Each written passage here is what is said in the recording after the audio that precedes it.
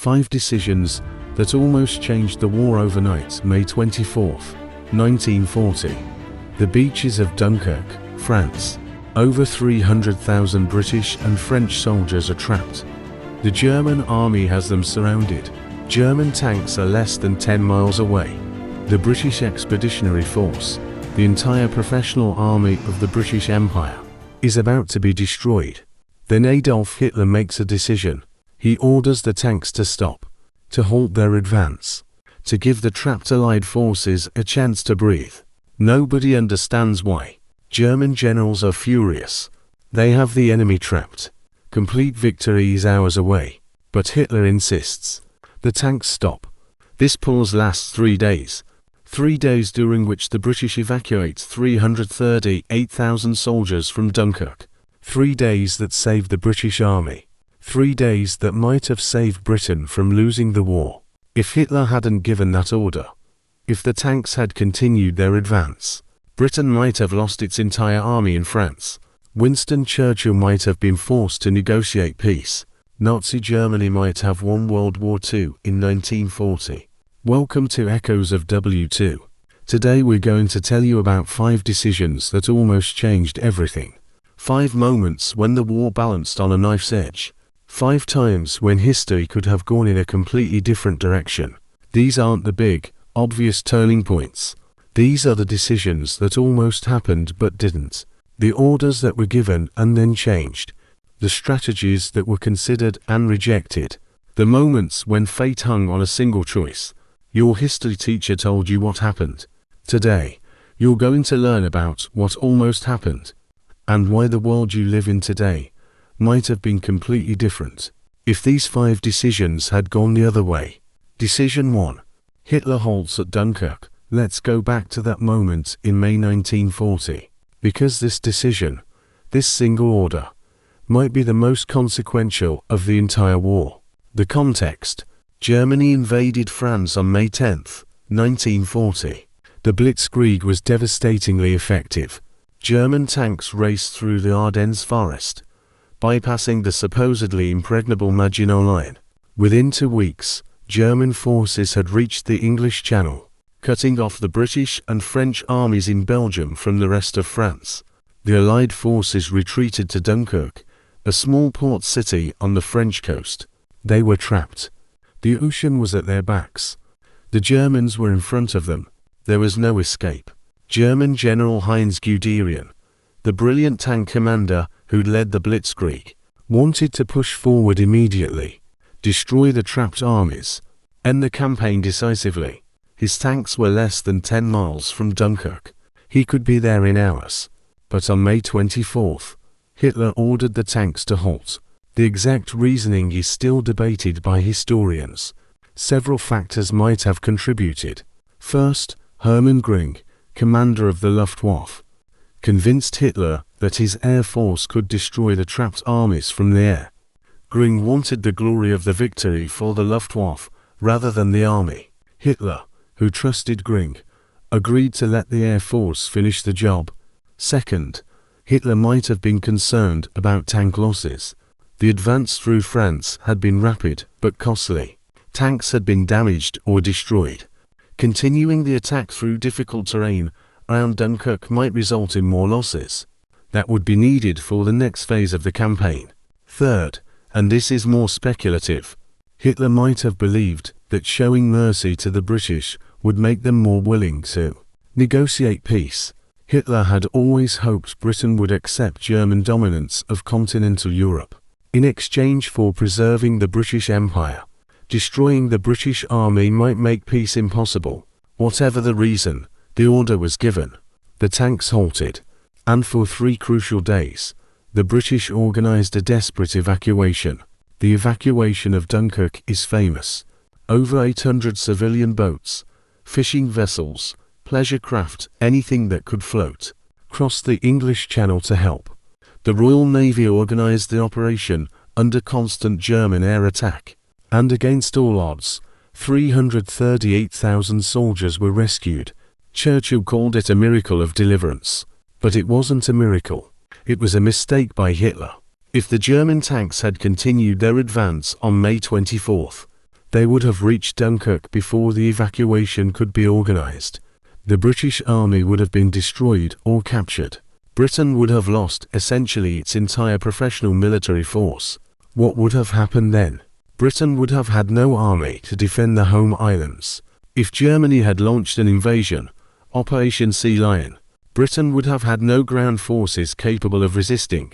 The Royal Navy and Air Force would have fought, but without an army. Holding Britain would have been nearly impossible. Churchill might have been forced to negotiate.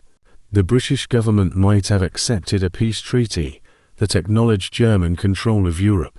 World War II might have effectively ended in 1940 with Nazi victory. But Hitler halted the tanks. The British escaped. Britain stayed in the war. And the war continued for 5 more years until Germany was defeated. This single decision, made in a moment, might have determined the entire outcome of the war. And historians still don't fully understand why Hitler made it. Decision 2. Japan chooses Pearl Harbor over the Soviet Union. December 7, 1941. Japan attacks Pearl Harbor, bringing the United States into World War II. This is one of the most famous dates in history. But what most people don't know is that Japan was debating a completely different strategy that might have changed everything. Throughout 1941, Japan's military and government were divided over which direction to expand. They needed resources, particularly oil, rubber, and metals. The question was where to get them. One faction, led by the army, wanted to attack north, invade the Soviet Union through Manchuria, take Soviet territory in Siberia and the Far East. This would eliminate a potential threat on Japan's northern border and give Japan access to Soviet resources. The other faction, led by the Navy, wanted to attack south, seize European colonies in Southeast Asia, British Malaya, Dutch East Indies, French Indochina. These territories had the oil and rubber Japan desperately needed, but attacking south meant war with Britain and probably America. The debate raged through the summer and fall of 1941. The army argued that the Soviet Union was the natural enemy, that communist ideology threatened Japan, that Soviet forces in the Far East were weak and could be defeated. The Navy argued that the South was easier, that European colonies were poorly defended, that Japan's Navy could dominate the Pacific, and that America might not fight if Japan avoided directly attacking American territory. In July 1941, Japan leaned toward the northern strategy. They massed forces on the Manchurian border. They conducted military exercises preparing for an invasion of Soviet Siberia. Stalin, terrified of a two-front war with both Germany and Japan, moved forces east to defend against a possible Japanese attack. Then something changed the calculation. In summer 1941, the United States, Britain, and the Netherlands imposed an oil embargo on Japan. They cut off Japan's oil supplies.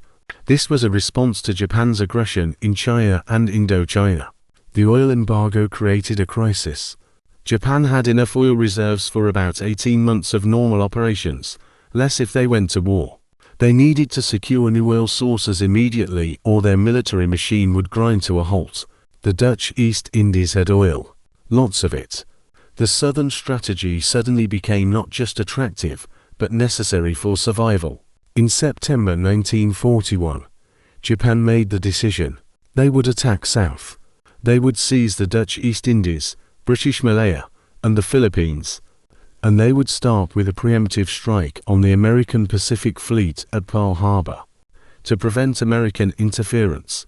But what if Japan had chosen differently? What if they'd attacked the Soviet Union instead? Consider the timing. Germany invaded the Soviet Union in June 1941. By December, German forces were at the gates of Moscow. The Soviet Union was fighting for survival on the Western Front. If Japan had attacked from the east in summer or fall 1941, the Soviet Union would have faced a true two-front war. Stalin would have had to divide his forces, pulling troops from the fight against Germany to defend the Far East. Moscow might have fallen. The Soviet Union might have collapsed. Without Soviet resistance, Germany would have dominated Europe and Russia. the entire course of the war would have been different, and America might not have entered the war at all. Without Pearl Harbor, American public opinion remained divided. Isolationist sentiment was strong. Roosevelt wanted to help Britain but couldn't commit American forces without a direct attack. If Japan had attacked the Soviet Union instead of Pearl Harbor, America might have stayed neutral.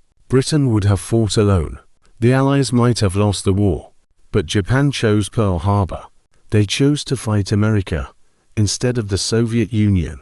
And that decision brought American industrial and military might fully into the war. Against the Axis powers, Japan's decision-makers thought they were choosing the easier target, the weaker enemy, the path that would give them the resources they needed. Instead, they chose to fight the one nation with the industrial capacity to crush them. They brought America into the war, and they sealed their own defeat. This decision, made in Tokyo in September 1941, might have been the single worst strategic choice any nation made during the entire war. Decision 3. Hitler declares war on America December 11, 1941. 4 days after Pearl Harbor, Adolf Hitler declares war on the United States. This declaration is one of the most baffling decisions of World War II, and it might have been completely unnecessary. Here's the situation. Japan attacked Pearl Harbor on December 7th. America immediately declared war on Japan. But America did not declare war on Germany. Germany and Japan were allies, yes. They'd signed the Tripartite Pact with Italy in 1940, but that pact only required them to help each other if one was attacked. Japan attacked America. America didn't attack Germany. Technically, the treaty didn't obligate Germany to do anything. Hitler could have stayed out of it, could have let Japan and America fight their war in the Pacific, while Germany focused on defeating the Soviet Union in Europe. America's focus would have been on Japan. American resources would have flowed to the Pacific theater. Europe might have been a secondary concern, but Hitler declared war on America anyway. He did this without consulting his generals, without a clear military reason, without considering the long-term consequences. Why? Several theories exist. First, Hitler had contempt for America. He saw Americans as weak, mongrelized, incapable of serious military efforts. He believed American democracy made them soft, that American society was too diverse and divided to fight effectively. He didn't take America seriously as a military threat. Second, Hitler was already de facto at war with America. U.S. ships were escorting convoys to Britain. American forces had occupied Iceland. There had been naval incidents between U.S. and German ships. Hitler might have believed formal war was inevitable and wanted to strike first. Third, Hitler was trying to pressure Japan to attack the Soviet Union. If Germany declared war on America, showing solidarity with Japan, perhaps Japan would reciprocate by attacking the Soviet Union from the east. This would create the two-front war against the Soviets that Germany wanted. Fourth, Hitler might have simply been caught up in the moment. December 1941 seemed like a time of Axis victories. Japan had struck a devastating blow against America. German forces were still advancing in the Soviet Union. Hitler might have believed the Axis was winning and formal war with America wouldn't change that. Whatever his reasoning, Hitler's declaration of war was a catastrophic mistake. America had been divided about entering the European war. Isolationists argued that Europe's problems weren't America's concern, even after Pearl Harbor. Some argued America should focus exclusively on Japan and stay out of the European conflict. Hitler's declaration eliminated that debate. America was now formally at war with Germany. Roosevelt could commit American forces to Europe without political opposition. The full weight of American industrial and military power would now be directed against Nazi Germany. What if Hitler hadn't declared war? What if he'd stayed technically neutral, or at least not formally at war with America? American focus would have been on Japan. The Pacific War would have absorbed most American military resources. Aid to Britain and the Soviet Union would have continued, but American troops wouldn't have landed in North Africa or Europe. Germany could have concentrated entirely on defeating the Soviet Union, without American forces opening new fronts in North Africa, Italy, and eventually France. Germany could have kept all its forces on the Eastern Front. The Soviet Union might have been defeated, or at least fought to a stalemate. Without the Second Front that American forces created, Stalin would have faced the full weight of the German military machine. But Hitler declared war. America entered the European war fully, and within 3 years, American, British, and Soviet forces would be closing in on Berlin from all directions. Hitler's declaration of war on America in December 1941 might have sealed Germany's fate. It turned a war Germany might have won into a war Germany could not possibly win. Decision 4. The German officer who almost killed Hitler, July 20, 1944. A briefcase bomb explodes in Hitler's headquarters in East Prussia. Hitler survives with minor injuries. The attempted assassination fails. The conspirators are caught and executed. But what if the bomb had been placed just a few feet to the left? What if Hitler had been killed? What if the July 20th plot had succeeded? The July 20th plot was organized by German military officers, who believed Hitler was leading Germany to destruction. They were right, of course. By July 1944, Germany was clearly losing the war. The Soviets were advancing from the east. The Allies had landed in Normandy and were breaking out into France. German cities were being bombed to rubble. These officers believed that if Hitler were killed, they could negotiate a peace with the Western Allies. They'd form a new government, pull German forces back to defensible positions, and seek terms. They hoped to avoid total defeat and Soviet occupation. Colonel Klaus von Stauffenberg was chosen to carry out the assassination. He had access to Hitler's headquarters. On July 20th, he placed a briefcase containing a bomb under the conference table where Hitler was meeting with senior officers. The bomb was set to explode in 10 minutes. Stauffenberg left the room, claiming he had a phone call. He was outside when the bomb detonated. The explosion killed 4 people and wounded several others. But Hitler survived. The heavy wooden conference table had partially shielded him from the blast. He had burns and his eardrums were damaged, but he was alive. Stauffenberg, not knowing Hitler survived, flew to Berlin and attempted to launch the coup. But once news spread that Hitler was alive, the plot collapsed. Stauffenberg and the main conspirators were arrested and executed that night. Over the next months, hundreds of others suspected of involvement were arrested, tortured, and killed. But what if the bomb had killed Hitler? What if Stauffenberg had succeeded? The conspirators had detailed plans. They'd arrest Nazi leadership, dissolve the SS, form a provisional government of military officers and civilians. They'd immediately seek negotiations with the Western Allies. Their hope was that Britain and America would accept a separate peace with a non-Nazi German government, that they'd allow Germany to keep some territory in the East while giving up Western conquests, that they'd help Germany resist Soviet advances. Would this have worked? Almost certainly not. By July 1944, the Allies were committed to unconditional surrender. Roosevelt, Churchill, and Stalin had agreed at Casablanca in 1943 that they would accept nothing less than Germany's complete defeat. They weren't going to negotiate with any German government, Nazi or non-Nazi. The Soviets, in particular, had no interest in stopping their advance. They'd suffered enormously under German invasion. They wanted complete victory, occupation of Germany, and reparations. A separate peace with the West was their nightmare scenario, and the Western Allies needed Soviet cooperation. They weren't going to make a separate peace that would anger Stalin and potentially break the Grand Alliance. So the political goals of the July 20th conspirators probably would have failed, but their military goals might have succeeded. If Hitler had died, the new German government could have ordered a strategic withdrawal, pulled forces back from indefensible positions, shortened supply lines, created defensible positions on Germany's actual borders, rather than trying to hold territory deep in France and Russia. This wouldn't have changed the outcome of the war. Germany would still have lost. but it might have changed the timeline and the casualties. A more rational German military command, not constrained by Hitler's insane hold every inch orders, might have conducted an effective fighting retreat. This would have prolonged the war, potentially by months or even a year.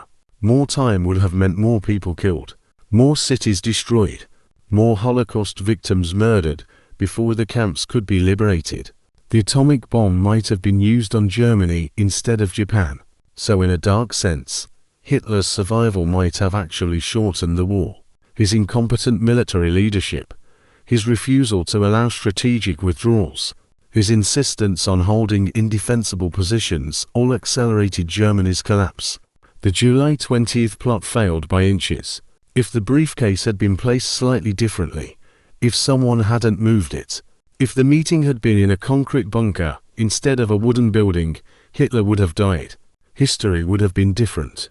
Not necessarily better, but different. Decision 5.